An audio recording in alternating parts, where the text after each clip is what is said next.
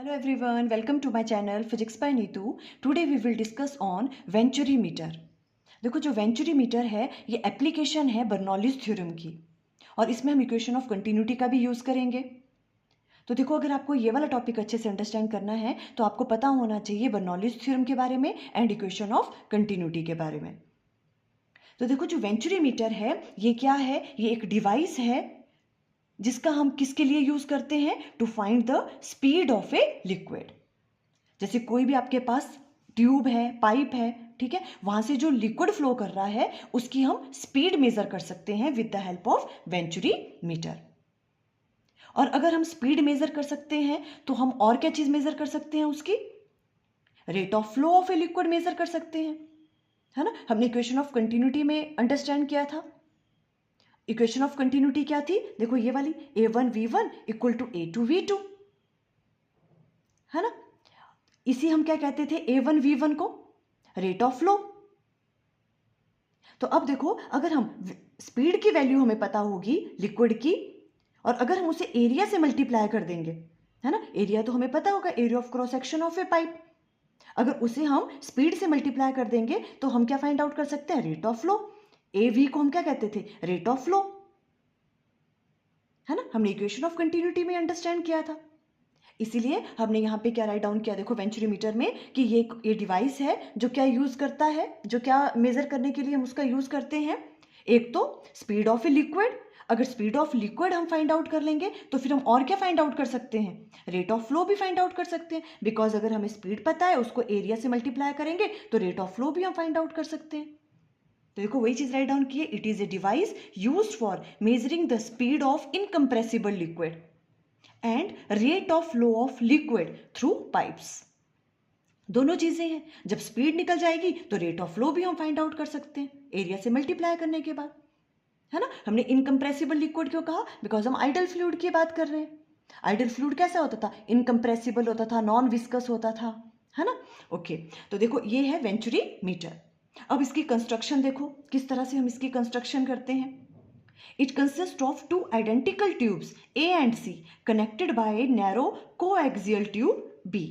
देखो इस तरह से होती है इसकी कंस्ट्रक्शन. आपके पास एक ट्यूब ये वाली है A और एक ट्यूब ये वाली है C, ठीक है. और इन दोनों ट्यूब को हमने क्या किया हुआ है, कोएक्सियली एक B ट्यूब के साथ, ये वाली जो है ना, ये नैरो ट्यूब है. देखो इसका एरिया ऑफ क्रॉस सेक्शन कम है इनके कंपैरिजन में, है ना. इसके साथ इस तरह से अटैच करते हैं.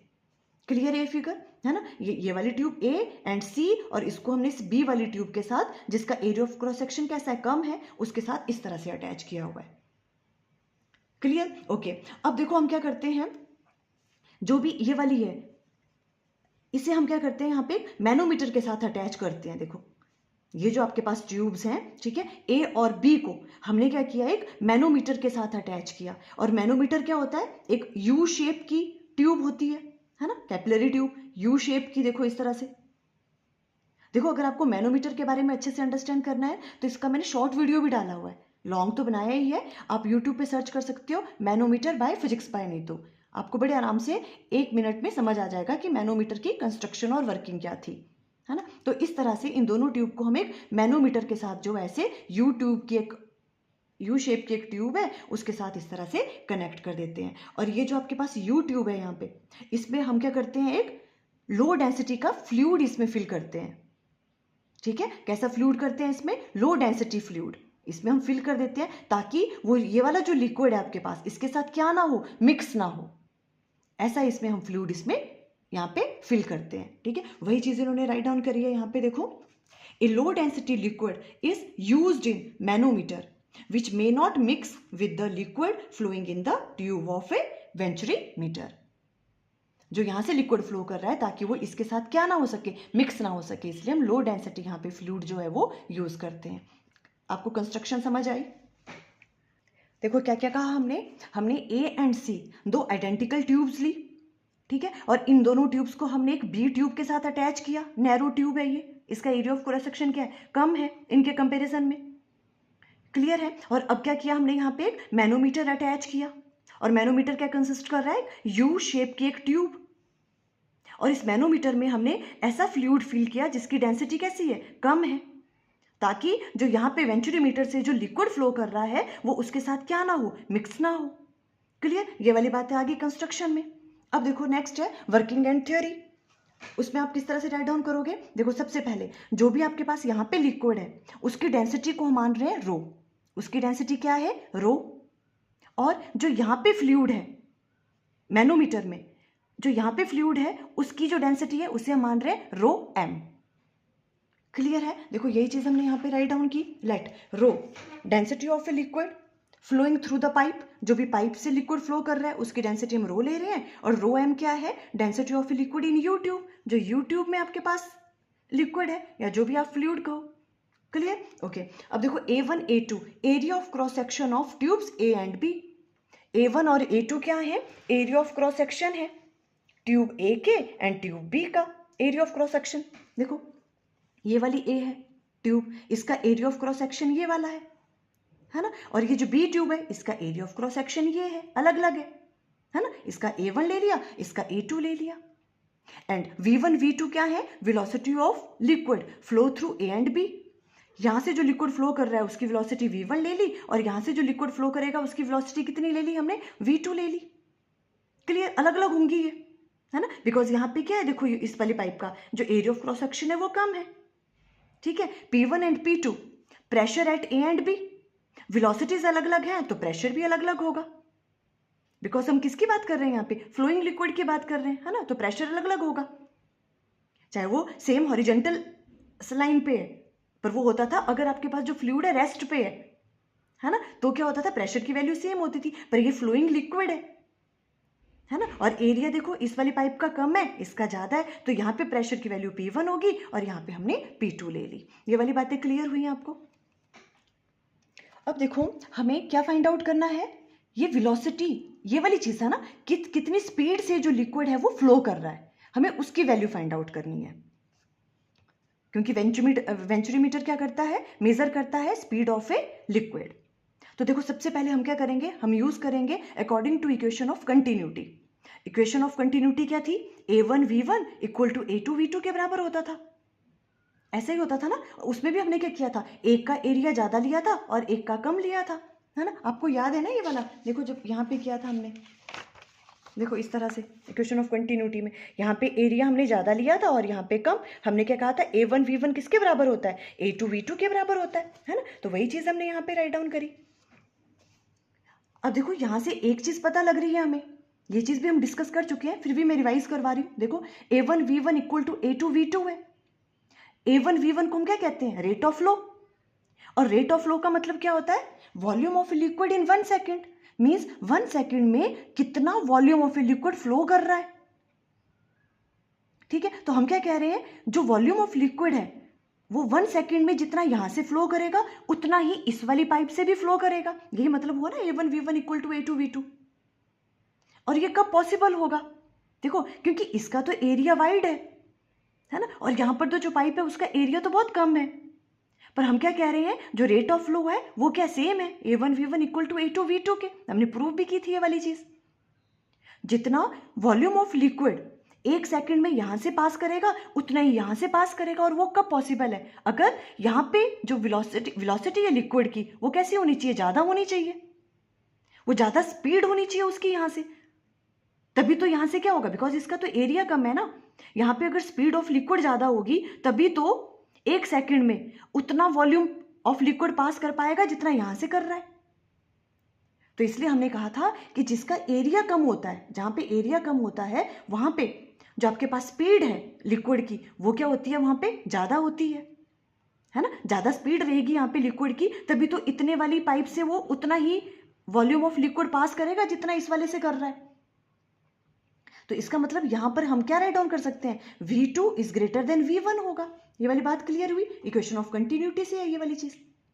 Because rate of flow A1 V1 किसके बराबर है? A2 V2 के बराबर होता है। और वो तभी पॉसिबल है अगर जो ये वाला है, जो जिसका एरिया छोटा होता है, जिस पाइप के जो भी क्रॉस सेक्शनल एरिया छोटा है, इट मीन्स वहां से जो आपके पास लिक्विड फ्लो कर रहा है उसकी वेलोसिटी क्या है? ज्यादा है। मीन्स V2 की वेलोसिटी क्या होगी? ज्यादा एज कंपेयर टू यहां वाले से V1 से। क्लियर। और यहाँ से हम राइट डाउन कर सकते हैं A1 डिवाइडेड बाय A2 किसके बराबर हो गया, V2 डिवाइडेड बाय V1। ये चीज़ हम आगे यूज़ करेंगे, ठीक है। A1 डिवाइडेड बाय A2 को हम राइट डाउन कर सकते हैं V2 डिवाइडेड बाय V1, ये इधर आ गया। Clear, okay. ये वाली एक तो ये वाली चीज़ हम यूज़ करेंगे आगे। अब देखो using Bernoulli's equation for horizontal flow of liquid, अब हम बर्नौलीज थ्योरम का यूज़ करेंगे। क्लियर, देखो जो बर्नौलीज आपके पास इक्वेशन थी वो क्या थी आपके पास, ये वाली P plus rho g h plus half rho v square, है ना। ये किसके बराबर होता था, कांस्टेंट, मीन्स आप ऐसे राइट डाउन कर सकते थे P1 plus rho g h one plus half rho v one square. ये किसके बराबर होता था, P2 plus rho g h two plus half rho v two square. ये थी आपके पास जो बर्नौलीज इक्वेशन थी। पर अब हम यहाँ पे किसका यूज कर रहे हैं, देखो इस वाले केस में तो क्या था, H1 और H2 अलग अलग थे। देखो इस तरह की फिगर बनी थी ये वाली, है ना। यहाँ पर देखो ये H1 और H2 अलग अलग थे। पर जो अभी वाला केस हम ले रहे हैं उस वाले केस में क्या है, देखो H1 और H2 तो सेम है। H1 किसके बराबर है यहाँ पे, H1 किसके बराबर है, H2 के बराबर है यहाँ पे। ये रफ में करना आप, ठीक है। H1 किसके बराबर है यहाँ पे, H2 के बराबर है। तो जो आपके पास बर्नौलीज इक्वेशन है वो कैसी बन जाएगी, ये कौन सा केस हो गया आपके पास, ये हो गया आपके पास हॉरिजॉन्टल फ्लो ऑफ लिक्विड का, है ना। तो उस वाले केस में क्या होगा, देखो जो ये वाली चीज है H1 किसके बराबर होगा, H2 के बराबर, है ना। तो ये चीजें तो कैंसिल आउट हो जाएगी, ये भी H हो गया, ये भी H, तो ये कैंसिल आउट हो जाएगा।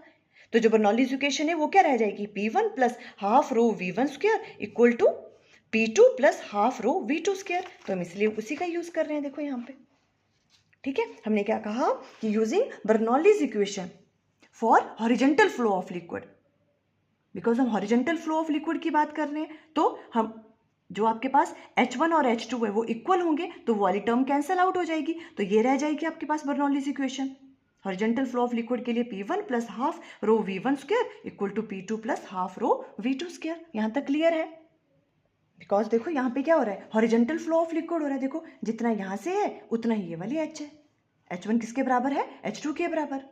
क्लियर, तो देखो अब हम किसका यूज कर रहे हैं, बर्नौलीज इक्वेशन का for horizontal flow of liquid. और वो क्या कहा हमने, दोबारा राइट डाउन कर लेती हूँ। यहाँ पे P1 प्लस 1/2 रो V1 स्क्वायर किसके बराबर कहा हमने, P2 plus half rho V2 square, ठीक है। यहाँ से अब हम राइट डाउन करेंगे P1 minus P2।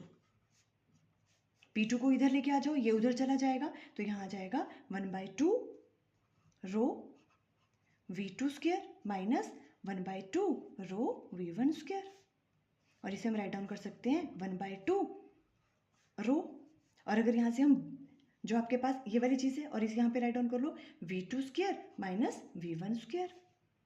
Clear, okay. अब देखो यहाँ पे अगर हम क्या कॉमन लें, 1/2 रो, मान लो आपने क्या कॉमन ले लिया यहाँ पे V1 स्क्वायर, V1 स्क्वायर। मान लो आप V1 की वैल्यू कैलकुलेट करना चाह रहे हो, ठीक है। तो यहाँ पे V1 स्क्वायर हमने बाहर ले लिया, तो अंदर क्या रह जाएगा, देखो आपके पास आपने V1 स्क्वायर बाहर लिया है, ठीक है। तो यहाँ पे V2 स्क्वायर क्या आ जाएगा, डिवाइडेड बाय V1 स्क्वायर, है ना। तभी इसको जब ओपन करेंगे तो V2 स्क्वायर बचेगा, ये है ना, बिकॉज हमने V1 स्क्वायर बाहर लिया है, माइनस ये तो बाहर ले लिया हमने, तो यहाँ आ गया 1। इस तरह से राइट डाउन कर सकते हैं, या आगे P1 माइनस P2 की वैल्यू।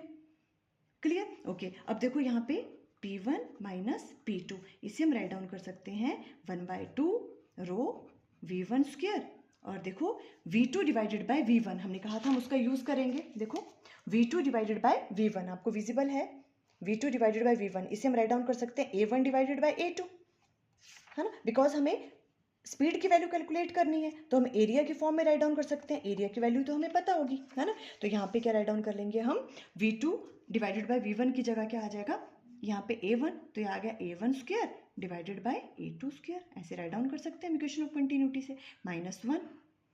क्लियर, इसे हम फर्स्ट इक्वेशन का नाम दे देते हैं। यह आ गया आपके पास P1 माइनस P2 की वैल्यू ये वाली आ गई। Clear, okay. अब देखो हमें क्या फाइंड आउट करना है, प्रेशर डिफरेंस। अब हम किसका यूज करेंगे, मैनोमीटर का यूज करेंगे P1 माइनस P2 की वैल्यू को कैलकुलेट करने के लिए। देखो उसके लिए वैसे आपको मैनोमीटर अच्छे से आना चाहिए, है ना, बहुत ज़्यादा इजी थिंग है ये वाला। देखो मैनोमीटर, है ना, इस तरह से। अब देखो हमने क्या फाइंड आउट करना है, हमें ये वाली जो हाइट है, देखो हुआ क्या, जैसे यहाँ पे था, यहाँ पे जो स्पीड ऑफ लिक्विड है ना, वो क्या है, देखो हमने कहा जो आपके पास V1 वेलोसिटी स्पीड है वो कम है किसके कंपैरिजन में, V2 के कंपैरिजन में, है ना। और हमने बर्नौलीज थ्योरम में ये वाली चीज अंडरस्टैंड की थी। हमने क्या कहा था, जहां पे जो आपके पास स्पीड ऑफ फ्लूइड है उसकी वैल्यू जहां क्या होती है, ज्यादा होती है, वहां पर क्या होता है, जहां पे स्पीड जो है आपके पास ज्यादा होती है फ्लूइड की, वहां पे प्रेशर की वैल्यू क्या होती है, कम होती है ना। ये चीज हमने अंडरस्टैंड की थी। तो देखो अब इन दोनों के कंपैरिजन में देखो, यहाँ पे जो लिक्विड फ्लो कर रहा है उसकी स्पीड कैसी है, कम है। इसके कंपैरिजन में यहाँ पे स्पीड कम है, अगर स्पीड कम है तो प्रेशर की वैल्यू क्या होगी, ज्यादा होगी।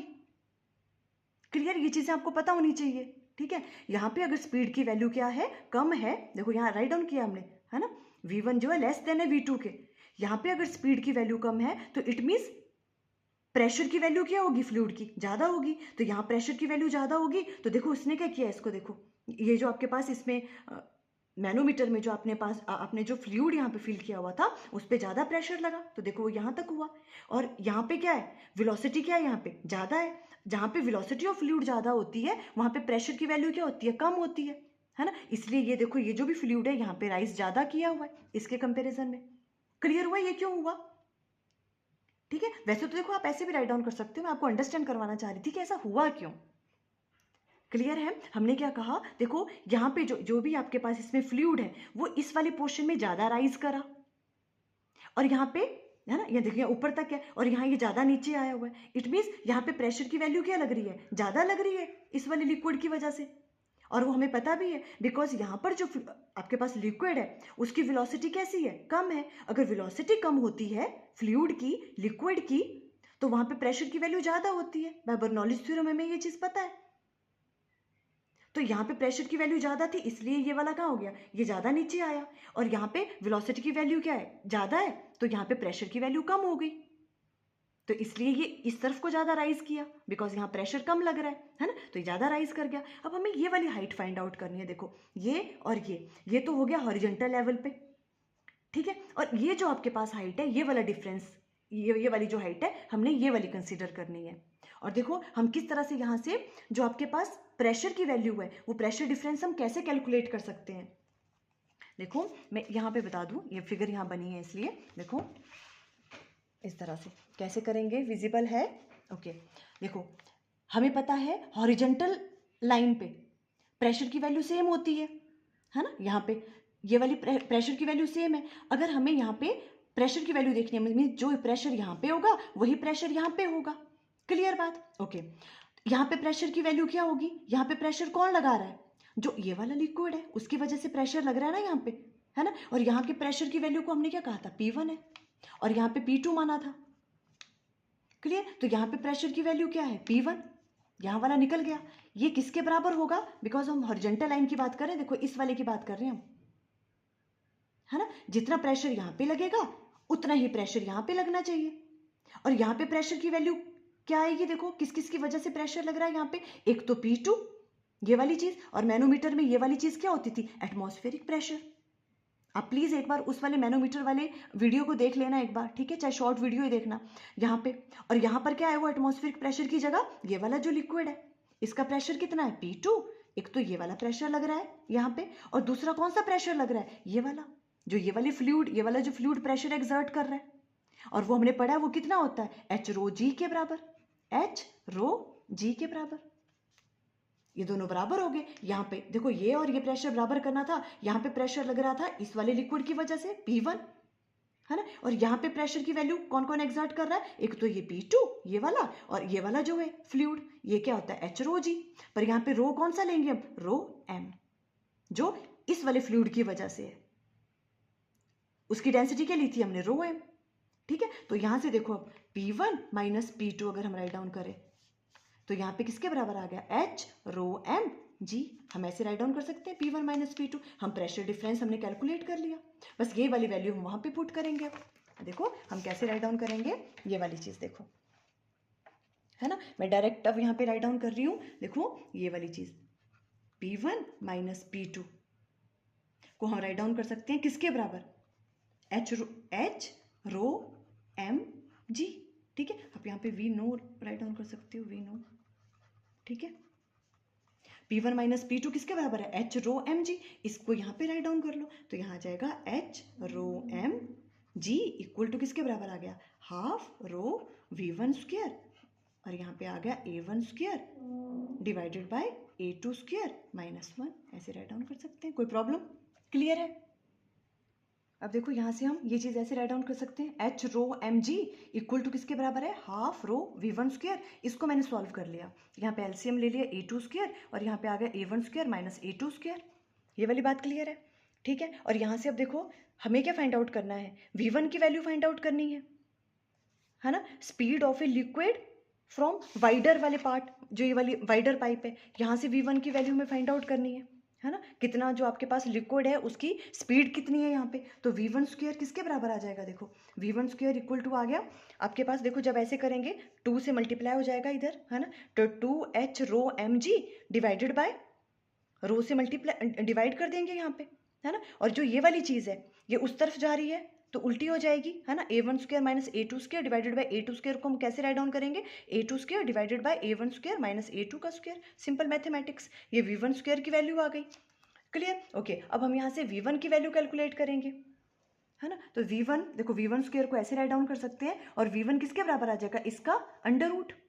जब इसका अंडर रूट लेंगे तो देखो A2 स्क्वायर, स्क्वायर से अंडर रूट कैंसिल आउट हो जाएगा, A2 तो बाहर आ जाएगा, है ना। तो A2 को हमने बाहर राइट डाउन कर लिया, और अंदर क्या आ जाएगा 2H rho M G divided by नीचे क्या है रो, और साथ में ये वाली चीज़ आएगी A1 स्क्वायर माइनस A2 का स्क्वायर, इसका होल अंडर रूट।